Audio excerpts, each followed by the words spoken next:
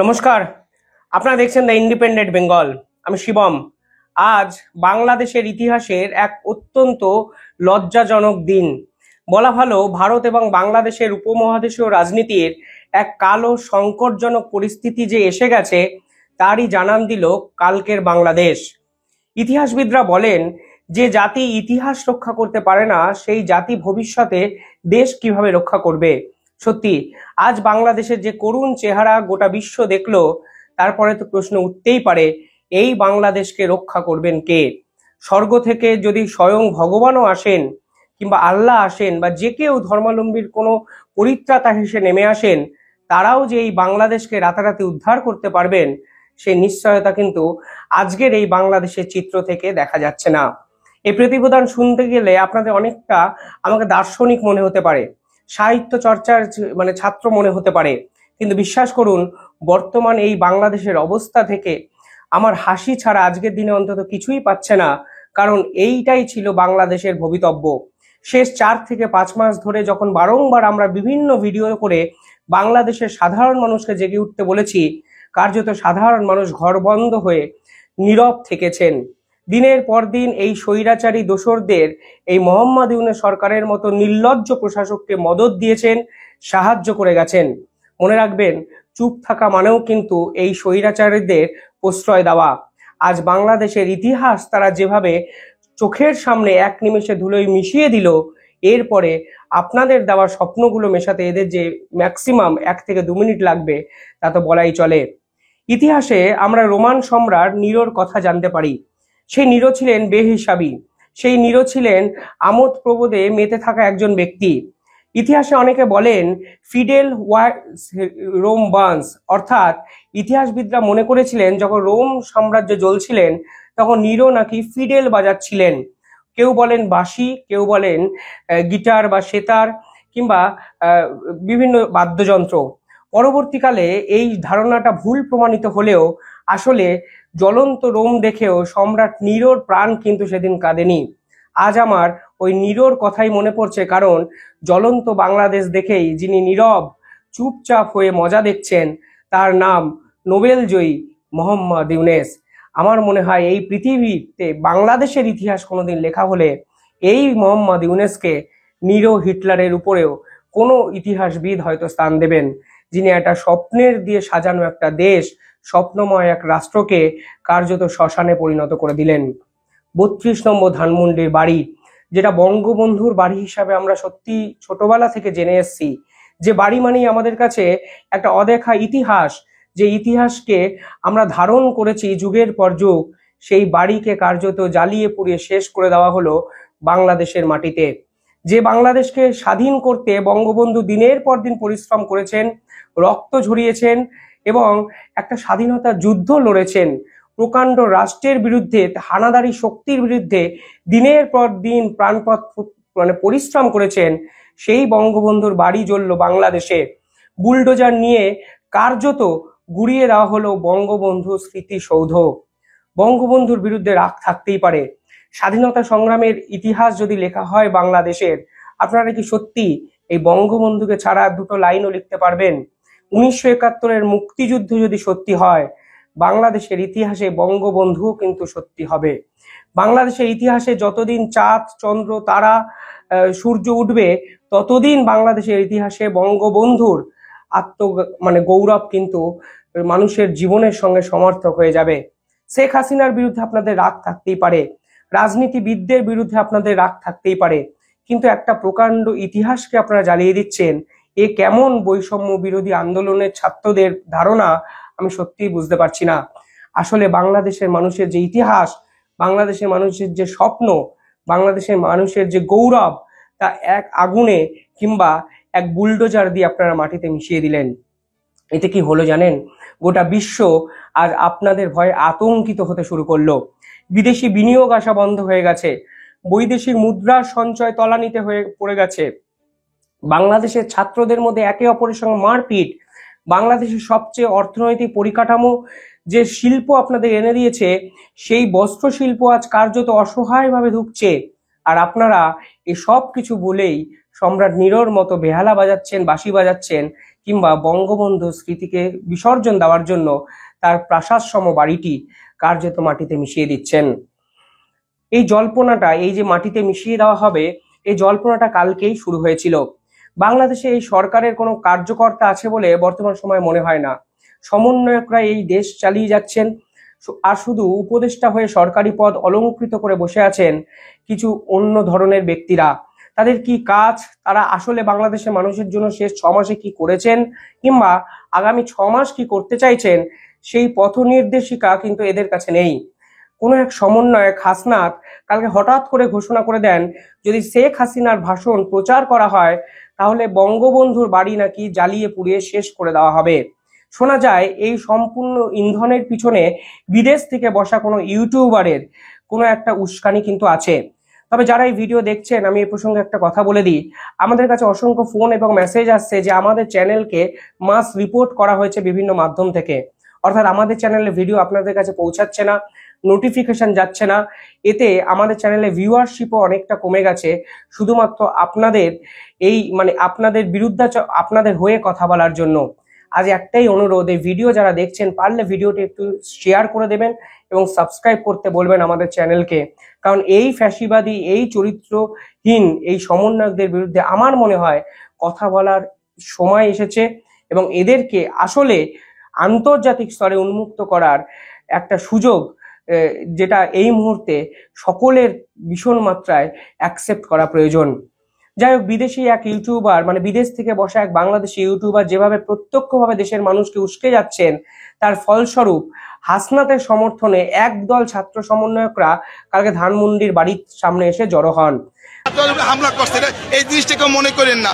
এবং হাসিনা এবং এই আওয়ামী মুজিব মুর্দাবাদ এই বাংলাদেশে আর কোনোভাবে থাকতে পারবে না। এবং আগামীতে এই ছাত্র জনতা যেভাবে ঐক্যমত হয়েছে, আগামীতে কোনো ফেসিবাদকারী হতে পারে। কাজে আমরা এটাও চাই, এবং আমরা দেখতে পাচ্ছি কিছু প্রশাসন আওয়ামীকে আবার পুনর্বাসন করতে চায়, কিন্তু এই স্বপ্ন তাদের বৃথা যাবে। তারা এই স্বপ্ন দেখে কোনো লাভ হবে না। জন্য আপনাদের অনুরোধ, সেনাবাহিনী আমাদের পক্ষে আছে, দেশের পক্ষে আছে, আমাদের পক্ষে কাজ করতেছে। জড়ো হয়েছেন কেন? কারণ শেখ হাসিনা ফেসবুক লাইভে একটি বক্তব্য প্রচার করেছেন। হাসনাত বলেছিলেন, হাসিনার বক্তব্য যারা প্রচার করবেন সেই সংবাদ মাধ্যম হলো ফ্যাসিবাদের দোসর। আপনি ভাবুন, এটা কি থ্রেট করা নয়? দিনের পর দিন সংবাদ মাধ্যমকে থ্রেট করে দমন করে রাখছে এই বৈষম্য বিরোধী ছাত্র আন্দোলনের এই সকল সমন্বয়করা। অথচ এরা বৈষম্যের কথা বলে, এরা বলে সকলে স্বাধীনভাবে মত প্রকাশ করবে, বিরোধী শক্তি কিংবা বিপক্ষ মত সকলের সমান অধিকার থাকবে এই নতুন বাংলাদেশে। কিন্তু কিছুদিন আগে এই হাসনাত সময় টিভির 5 জন সাংবাদিককে চাকরি যাওয়ার জন্য সরাসরি অভিযুক্ত লিস্টে কিন্তু ঢুকে গেছিলেন। আর কালকে তিনি বলেছিলেন, হাসিনার বক্তব্য প্রচার করলে তার সঙ্গে ফ্যাসিবাদী চরিত্রদের যেরকম কার্যকলাপ করা হয়েছে সেই সংবাদ মাধ্যমের সঙ্গে সেটি করা হবে। ফলে বাধ্য হয়ে শেখ হাসিনা কিছুটা আওয়ামী লীগের ফেসবুক পেজে লাইভে এসে একটি বক্তৃতা দেন। তিনি বুঝিয়ে দেন বাংলাদেশ সম্পর্কে নিখুঁত তথ্য তার কাছে আছে, এবং আসলে বাংলাদেশের রাজনৈতিক ইতিহাস যারা বদলাতে চাইবেন, বাংলাদেশের মানুষ তাদেরকে কোনোদিন ক্ষমা করবে না। হাসনাতের ইগো হার্ট হয়। হাসনাত দলবল নিয়ে পৌঁছে যায় 32 নম্বর ধানমন্ডি বাড়ির সামনে এবং একের পর এক স্মৃতিসৌধতে আগুন জ্বালাতে শুরু করে। উন্মুক্ত ছাত্র নেতা যাদের নিজস্ব কোনো ভিশন নেই, তারা বঙ্গবন্ধুর বাড়ি, বঙ্গবন্ধুর কার্যালয়, বঙ্গবন্ধুর সমস্ত স্মৃতিসৌধ কার্যত আগুন লাগিয়ে দেওয়ার পর একের পর এক ভাঙতে শুরু করে। পরবর্তীকালে আসে বুলডোজার। এই বুলডোজার আসার পর তারা বঙ্গবন্ধুর সম্পূর্ণ বাড়িটি গুড়িয়ে দিয়ে মাটিতে মিশিয়ে দেয়। এটাকেই বলে নাকি গণতন্ত্র? ভাবলে অবাক লাগে। এই মোহাম্মদ ইউনূসকে আন্তর্জাতিক মহল সম্মান এবং সম্ভ্রম করেছে দিনের পর দিন। আর এই মোহাম্মদ ইউনূস কার্যত দেশের ইতিহাস যখন মাটিতে পিষে ফেলা হচ্ছে, তখন নীরব নিভৃত এক দর্শক, রোমের নীরোর মতো তিনি হয়তো কোথাও বসে কোনো এক বেহালা বা গিটার বাজাচ্ছেন কিংবা বাঁশি বাজিয়ে আসলে দার্শনিক চিন্তা ভাবনা অবতীর্ণ করে মিডিয়ার সামনে আসার প্রস্তুতি নিচ্ছেন। তবে প্রশ্ন উঠে যায় অনেক, জানেন, কালকে যখন এই চিত্র আমি টিভির পর্দায় দেখেছিলাম, তখন মনে হয়েছিল কোথায় গেল সেই সেনাপ্রধান, যে সেনাপ্রধান বড় বড় কথা বলেছিলেন মিডিয়ার সামনে এসে। কালকে সেনাবাহিনী ওই জায়গায় গেল কিন্তু ছাত্রদেরকে প্রোটেকশন দেওয়ার জন্য গেল। মানে যারা এই বিক্ষুব্ধ আন্দোলনকারীরা বঙ্গবন্ধুর মূর্তি কার্যত মাটিতে মিশিয়েছিলেন, তারা যে এখন বাড়ি জ্বালিয়ে দিচ্ছেন, তাদেরকে প্রোটেকশন দেওয়ার জন্য সেনাবাহিনীর স্পটে গিয়ে পৌঁছায়। প্রথমে যখন সেনাবাহিনীর সদস্যরা ওইখানে যায়, তখন ছাত্ররা ভাবে তাদের উপর হয়তো লাঠিচার্জ করতে এসছে, কিন্তু পরে ছাত্রদের ভুল ভাঙে, এরা লাঠিচার্জ করতে আসেনি। মানে ছাত্রদের এই রকম বিক্ষুব্ধ পরিস্থিতিকে শান্তি রক্ষার দিকে কিভাবে নিয়ে যাবে, সেই কথা কিন্তু সেনাবাহিনী ভাবেনি। এমনকি দিনের পর দিন যেভাবে বঙ্গবন্ধুকে অসম্মান করা হয়েছে বাংলাদেশে, তার যে সর্বশেষ পরিণাম এটিই হতে পারে, তাও কিন্তু বাংলাদেশের সেনা প্রধান অনুধাবন করেছিলেন। কিন্তু অনুধাবন করার পর এই সকল সমন্বয়ক, উপদেষ্টা এবং ছাত্রনেতাদের আটকানোর প্রয়োজন হয়তো অনুভব করেননি। কালকে সেনাবাহিনী কার্যত দেখলো ছাত্ররা বাংলাদেশের ইতিহাসকে মাটিতে মিশিয়ে ফেললেন এক লহমায়। এটা সেনাবাহিনীর কিভাবে দোষ দিই বলুন? কিছুদিন আগে এই সেনাবাহিনীর বিভিন্ন সদস্যদের দেখছিলাম বঙ্গবন্ধুর মূর্তি মাটিতে টেনে মিশিয়ে মাটির সঙ্গে মিশিয়ে দিতে। অর্থাৎ এই সেনাবাহিনীও এখনো সম্পূর্ণভাবে নিরপেক্ষ তো নয়, উল্টে এই সেনাবাহিনীর ভিতরেও বিভিন্ন জামাতি শক্তি, পাকিস্তানি মৌলবাদীরা কিন্তু ঢুকে আছে।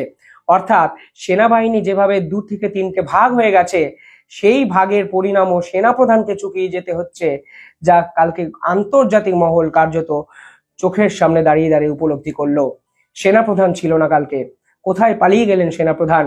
ঘটনার সারা রাত কেটে যাওয়ার পর সেনাপ্রধানের হাতে দেশের আইন শৃঙ্খলার পরিস্থিতি বা কন্ট্রোল থাকা সত্ত্বেও এখনো দেশের আইন শৃঙ্খলার অবনতি এই জায়গায় কেন গেল, এই প্রশ্ন বাংলাদেশের মানুষ কেন তুলছেন না আমি জানি না। কোথায় গেলেন মোহাম্মদ ইউনূস, যিনি দিনের পর দিন বড় বড় ভাষণ দিয়েছেন, যিনি গণতন্ত্রের মানে আন্তর্জাতিক স্তরকে বোঝানোর চেষ্টা করেছেন, যিনি ক্লিন্টন ফাউন্ডেশনের প্রোগ্রামে সগর্বে ঘোষণা করেছিলেন এক নতুন বাংলাদেশ। কিসের নতুন বাংলাদেশ? সাধারণ মানুষ আজকে ভয়ে ভীত সন্ত্রস্ত হয়ে ঘরবন্দি হয়ে আছে। আর যে আওয়ামী লীগকে আপনারা ব্যান করার সাহস দেখাতে পারেননি, সেই আওয়ামী লীগের সভানেত্রী শেখ হাসিনার বক্তব্য প্রচার করার বিধিনিষেধ আরোপ করার আপনি কে? বাংলাদেশের কালকে প্রেস সচিব আবার বলেছে বিবিসি হাসিনার দোসর হয়ে গেছে। অর্থাৎ এই মোহাম্মদ ইউনূসের সরকারের যারা বিরোধিতা করবে, যারা ভারতের হয়ে বিভিন্ন ক্ষেত্রে সঠিক তথ্য আপনাদের সামনে তুলে ধরবে, তারাই কি শেখ হাসিনা দোসর হতে পারে? অর্থাৎ যে বিরুদ্ধ মতকে আপনারা গুরুত্ব দেবেন বলেছিলেন, যে বিক্ষুব্ধ মতকে আপনারা সম্মান করবে বলেছিলেন, আর যারা বিপক্ষ মত আপনাদের সামনে প্রেজেন্ট করছে, তাদেরকে এই ফ্যাসিবাদী দোসর বানানো, এটা কি ধরনের মেন্টালিটি? এই দিন বাংলাদেশের ইতিহাস কি সত্যি ডিজার্ভ করে? বাংলাদেশের মানুষ মূল্যবৃদ্ধিতে জর্জরিত, অর্থনীতি সম্পূর্ণভাবে ভেঙে পড়েছে, বিদেশি মুদ্রার ঋণ দিনের পর দিন বাড়ছে, বৈদেশিক মুদ্রার পরিমাণ কমতে শুরু করেছে, দেশে কাজ বাজের অবস্থা অত্যন্ত খারাপ, বস্ত্র শিল্প ভেঙে পড়েছে, চিকিৎসার জন্য বৈষম্য বিরোধী আন্দোলনকারীরাই মোহাম্মদ ইউনূসের বাড়ি ঘেরাও করছে। আর এত কিছুর ঘটনাকে সবকিছুকে অন্যদিকে ঘুরিয়ে দিতে আপনারা বঙ্গবন্ধুর বাড়ি পুড়িয়ে দিলেন রাত বিরেতে, রাতের অন্ধকারে আন্তর্জাতিক মহলের সামনে। এটাই যদি গণতন্ত্র হয়, তাহলে বিশ্বাস করুন বাংলাদেশের মানুষ হয়তো আজকের দিনে দাঁড়িয়ে আমার মনে হচ্ছে এটাই ডিজার্ভ করে। কারণ এনারাই দিনের পর দিন ষড়যন্ত্রকারীদের সঙ্গে হাতে হাত মিলিয়ে এই শেখ হাসিনার বিপক্ষ বা বিরুদ্ধাচরণ করে গেছেন, এবং আমেরিকা জো বাইডেনের ষড়যন্ত্রকে কার্যত না বুঝে আজকে দেশটিকে রসাতলে পাঠালেন। আমার মনে হয় বাংলাদেশের এই অবস্থা আজকে যেভাবে সমন্বয়করা করে ছাড়লেন, এ থেকে উত্তরণের পথ আন্তর্জাতিক মহলের কাছেও নেই। সময় একটা বড় অদ্ভুত জিনিস, যেদিন সময় পাল্টাবে সেদিন এই সমন্বয়করা বাংলাদেশের মাটিতে থাকবেন তো? এই প্রশ্ন আমার থাকলো।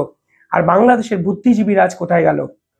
কেন একটা লাইন ফেসবুকে লিখতে পারছেন না? কেন এর প্রতিবাদ করতে পারছেন না? কিসের এত ভয়, কিসের এত সংখ্যা? আপনাদের দেশের ইতিহাস, আপনাদের দেশের সম্মান, আপনাদের দেশের গৌরব আজ মাটিতে মিশে গেছে, সেখানে আপনারাও ঘরবন্দি হয়ে আছেন। আমার মনে হয় এই লজ্জা কিন্তু আপনাদেরও।